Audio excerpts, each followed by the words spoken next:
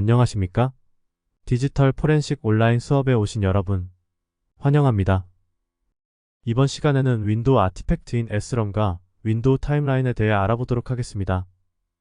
컴퓨터에서 프로그램이 어느 사용자에게 얼마나 실행되었는지 확인할 수 있다면 사용자의 컴퓨터 작업 이력을 추적하는 데 큰 도움이 될 수 있습니다. 윈도우 운영체제는 컴퓨터의 자원들을 관리하기 위해서 작업 기록들을 남겨두고 있습니다. 윈도우 작업관리자의 프로세스 탭을 본 적이 있으신가요? 작업관리자 프로세스 탭에서는 프로세스의 소유자, CPU 주기, 네트워크 활동, 전력 사용량과 같은 정보들을 볼 수 있습니다. SROM은 윈도우 작업관리자에서 확인할 수 있는 프로그램 정보를 저장하는 윈도우 아티팩트입니다. SROM 아티팩트를 가지고 컴퓨터에서 특정 프로그램이 어느 사용자에게 실행되었는지 또는 얼마나 실행되었는지 확인하는 데 사용할 수 있습니다. 이제 SROM을 분석해서 얻을 수 있는 정보들을 확인해 봅시다. 우선 컴퓨터에서 실행된 프로그램 이름과 프로그램 저장 경로, 실행한 사용자의 정보를 확인할 수 있습니다. 또한 네트워크와 관련해서는 연결 이력, 활동 및 시간 정보를 확인할 수 있고 프로그램이 CPU에서 포그라운드, 백그라운드로 실행된 시각을 확인할 수 있습니다. 포그라운드와 백그라운드를 간략하게 설명하면 포그라운드는 프로그램의 동작 화면이 사람에게 바로 보이는 상태를 말합니다.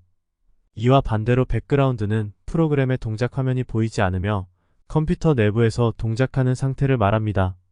이러한 정보들은 각각 레지스트리와 srutb 데이터 파일에 저장되어 있습니다.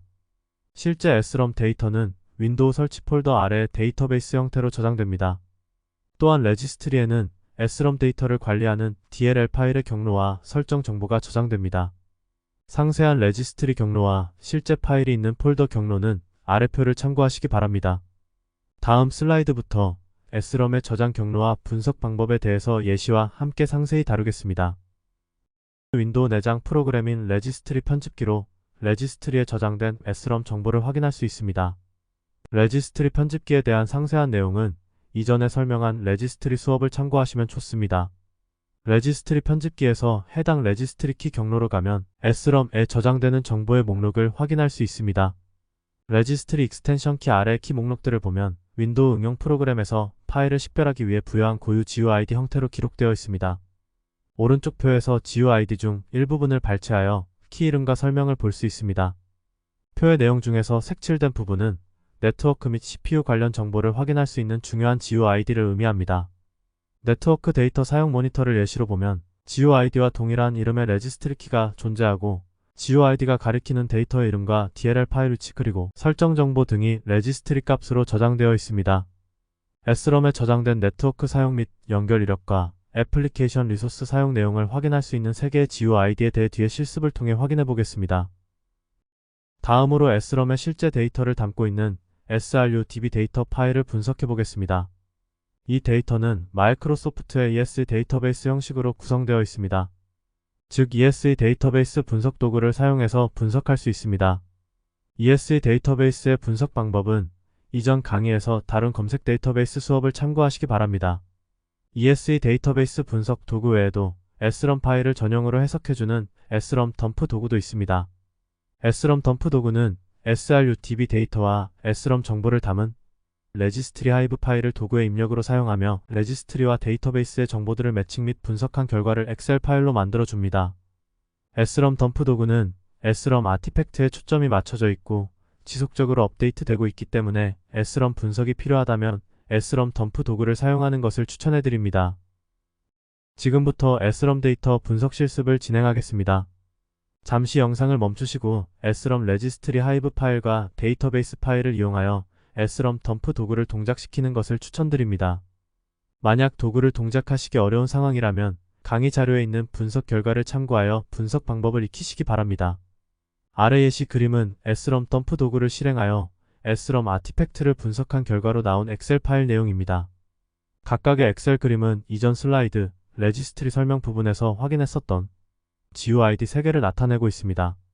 아래 엑셀 파일의 일부분을 보면 네트워크 연결 정보와 사용 내역, 애플리케이션 리소스 사용 내용을 담고 있는 것을 볼 수 있습니다.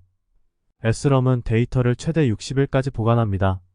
도구를 실행한 날짜는 2023년 8월 17일이었고 아래 예시에서 나온 엑셀 파일에서 확인할 수 있는 가장 오래된 기록은 2023년 7월 4일자라는 것을 확인할 수 있습니다.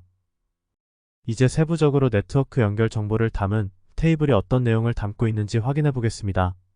네트워크 연결 정보는 윈도우 네트워크 커넥티비티 유시지 모니터라는 이름을 가진 테이블에 담겨 있습니다. 여기에는 어떤 네트워크 인터페이스를 사용하였는지, 언제 네트워크가 연결되었고 얼마나 연결이 지속되었는지 확인할 수 있습니다. 그림을 순서대로 확인해보면 해당 레코드가 sRUDB 데이터에 저장된 시간, 네트워크 인터페이스 종류, 네트워크 연결 지속 시간, 네트워크 연결 시작 시간을 각각의 컬럼에서 확인할 수 있습니다. SROM 데이터는 네트워크 종료 후에 저장되기 때문에 SROM 엔트리 크리에이션 컬럼에서 SROM 컬럼이 생성된 시간을 확인할 수 있으며 네트워크가 언제 종료되었는지도 추측할 수 있습니다. 그림에서 확인할 수 있는 이더넷으로 네트워크가 연결된 예시로 설명해 보겠습니다. 연결 시작은 2023년 7월 4일 8시경에 시작되었으며 27초 동안 네트워크 연결이 지속되어 연결 종료 후 SROM에 기록된 시간은 2023년 7월 4일 8시 32분으로 해석해서 읽을 수 있습니다. 다음으로 네트워크 사용 정보를 담은 테이블이 어떤 정보를 담고 있는지 확인해 보겠습니다. 네트워크 사용 정보는 윈도우 네트워크 데이터 유시지 모니터 테이블에 담겨 있습니다. 어떤 사용자가 실행한 프로그램이 네트워크를 사용하였는지 알 수 있습니다. 이 연결에 사용된 네트워크 인터페이스 종류와 주고받은 데이터 크기를 확인할 수 있습니다. 아래 그림을 순서대로 확인하면 네트워크를 사용한 프로그램 이름, 사용자 아이디, 네트워크 인터페이스, 주고받은 데이터의 크기를 확인할 수 있습니다. 그림에서 확인할 수 있는 이더넷으로 네트워크가 연결된 예시로 설명해 보겠습니다. 로컬 시스템에서 V3 서비스는 이더넷으로 네트워크를 연결하여 약 220만 바이트의 데이터를 받고 약 450만 바이트의 데이터를 보냈다는 것으로 해석할 수 있습니다. 마지막으로 실행되었던 프로그램의 사용자 정보와 CPU 활동 정보도 확인할 수 있습니다. 이 테이블에는 실행되었던 프로그램 이름과 프로그램을 사용한 사용자 정보, CPU 사용 시간 등의 정보가 저장되어 있습니다. 아래 그림을 순서대로 보면 애플리케이션 컬럼에서는 실행되었던 프로그램 이름을, 유저 SID에서는 프로그램을 실행한 사용자 정보를, CPU 타임 관련 컬럼에서는 프로그램에서 CPU 사용 시간과 같이 다양한 정보를 확인할 수 있습니다. 그림에서 확인할 수 있는 로컬 시스템에서 실행한 프로그램인 시스템을 예시로 설명해보면 로컬 시스템에서 실행한 시스템 프로그램은 약 77억 CPU 시간 동안 실행되었으며 5,700만 바이트를 읽고 2,000만 바이트를 썼다는 것으로 해석할 수 있습니다.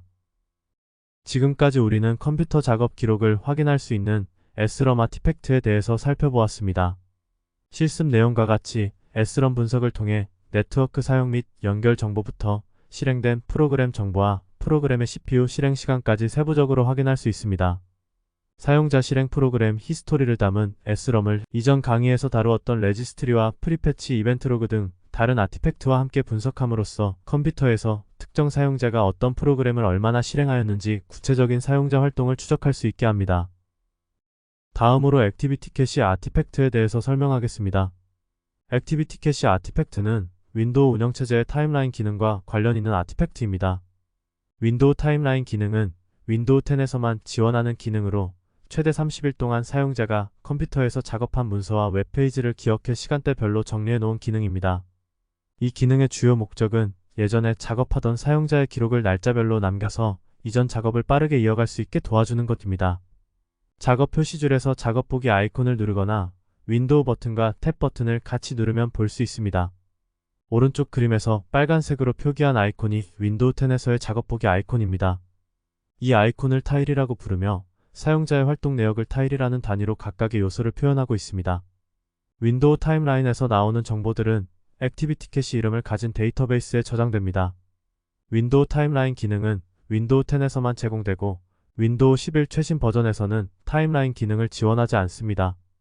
그러나 윈도우 11에서도 타임라인의 정보를 기록하는 데이터베이스 파일은 존재하기 때문에 한정적이지만 디지털 포렌식 분석에서 활용이 가능합니다.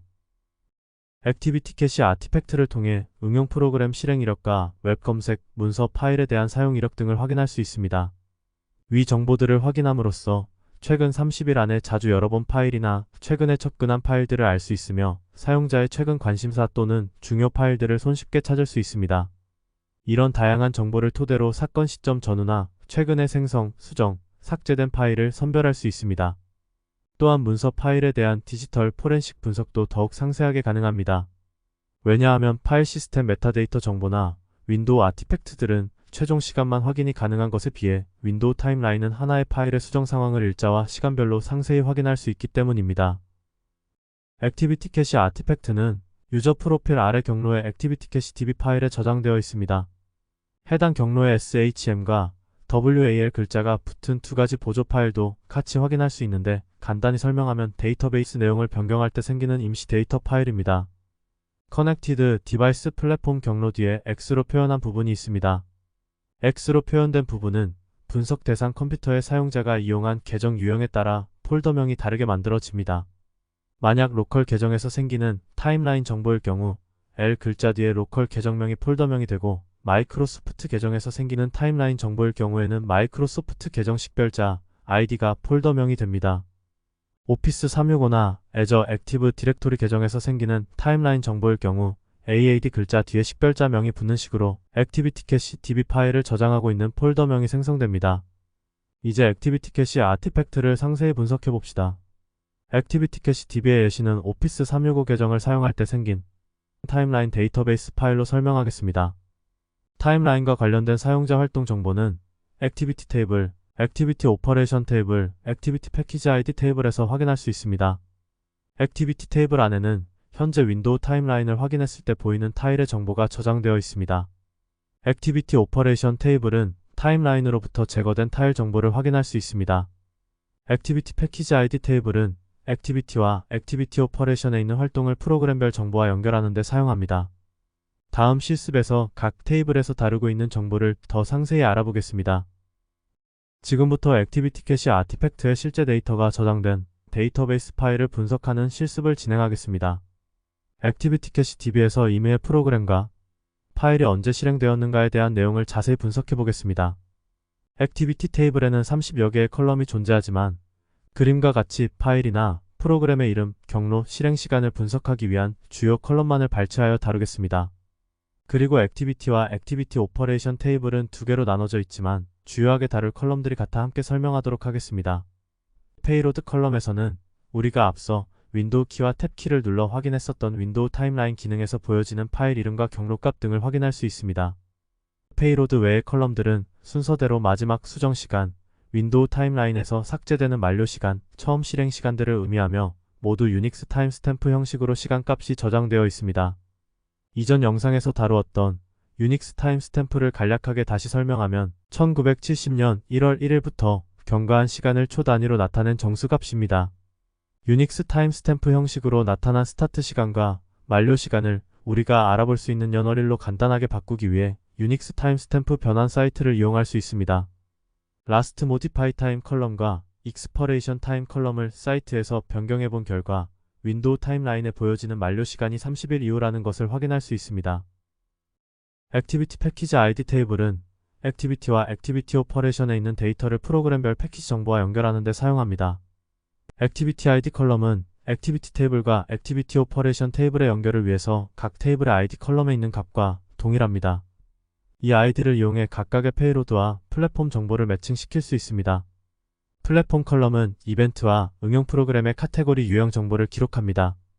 예를 들어 설치된 소프트웨어에 대한 내용인지, 웹 애플리케이션인지, iOS나 안드로이드 애플리케이션 앱 관련 내용인지에 대한 유형 정보가 기록됩니다. 패키지 네임 컬럼은 프로그램 패키지 이름을 기록합니다. 패키지에 대해 간략하게 설명하면 각 애플리케이션을 구분하는 고유한 명칭이라고 보시면 됩니다. 익스퍼레이션 타임 컬럼은 이전 슬라이드에서 다룬 액티비티 테이블과 액티비티 오퍼레이션 테이블에서 보셨던 타임라인 타일 만료 시간과 같습니다. 즉, 이 이벤트가 처음 발생된 시간으로부터 30일 이후의 시간 정보를 기록합니다. 이제 실질적으로 윈도우 타임라인 화면과 비교해서 아티팩트 분석 결과를 해석해 보겠습니다. 액티비티 캐시 데이터베이스 중 하나의 레코드를 예시로 보면 페이로드 컬럼에서 파워포인트로 열람한 PPT 문서의 이름과 경로를 확인을 할 수 있습니다. 또한 해당 PPT 문서 열람 시 실행한 시간은 스타트 타임에 기록되고 수정 시간은 라스트 모디파이 타임에 기록됩니다. 유닉스 타임스탬프를 변환해서 확인해보면 모두 8월 11일자로 되어 있는 것을 확인할 수 있습니다. 이렇게 데이터베이스에서 해석한 데이터는 윈도우 타임라인 화면에서 8월 11일 실행 기록을 모아놓은 공간에 표현됩니다.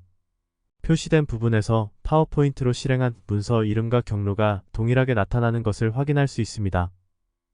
지금부터는 액티비티 캐시 아티팩트 분석 도구를 이용하여 분석 실습을 진행하겠습니다.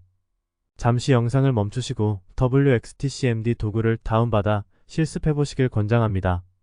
만약 실습이 어려우시면 도구의 사용법을 익히시고 예시로 제시된 타임라인 데이터와 이전 슬라이드의 분석 내용을 비교하는 방식으로 액티비티 캐시 분석 방법을 익히시기 바랍니다. WXTCMD 도구를 다운로드 받으신 후 다운로드된 경로에서 CMD 창을 열고 작성된 명령어를 사용하시면 됩니다. 바 F 옵션 뒤에는 액티비티 캐시 DB 파일 경로를 넣어주시면 되고 더블바 CSV 옵션 뒤에는 분석된 결과가 저장될 경로를 넣으시면 됩니다. 앞서 설명한 것과 같이 사용자마다 액티비티 캐시 아티팩트가 다른 경로에 있을 수 있습니다. 이 점을 유의하시기 바랍니다. WXTCMD 도구의 결과는 유닉스 타임스탬프를 연월일로 변환하여 출력하기 때문에 데이터베이스를 직접 확인하는 것보다 쉽게 분석할 수 있습니다. 실행이 완료되면 이전 슬라이드에서 분석했던 3개의 테이블과 중요 컬럼들을 엑셀 파일로 확인하실 수 있을 겁니다. 지금까지 현재 실행 중인 애플리케이션이나 지난 사용자의 활동을 표시하는 윈도우 타임라인에 대해 살펴보았습니다. 윈도우 타임라인은 작업 표시줄에서 확인 가능하며 특정 날짜에 진행 중이었던 작업에 대한 스냅샷도 확인 가능합니다. 또한 30일 동안의 사용자의 인터넷 검색 기록이나 열람 파일을 시간대별로 파악할 수 있다는 장점이 있습니다. 이런 정보들을 이용하여 사건이 일어난 시점을 중심으로 생성, 수정, 삭제 등이 발생한 파일 분석이 가능합니다. 즉 디지털 포렌식 분석에서 필수적인 사용자 작업 히스토리에 대한 분석이 가능합니다. 감사합니다.